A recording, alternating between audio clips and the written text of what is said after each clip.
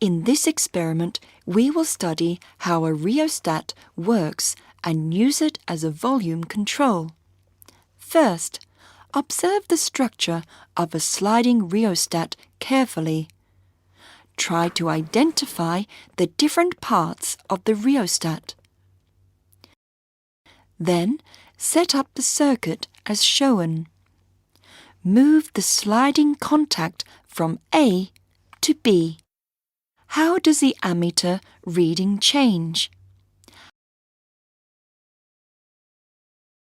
How does the brightness of the bulb change? Try to draw the paths of the electric current through the rheostat when the sliding contact is at position A and position B. Can you explain the changes in the ammeter reading and the brightness of the bulb?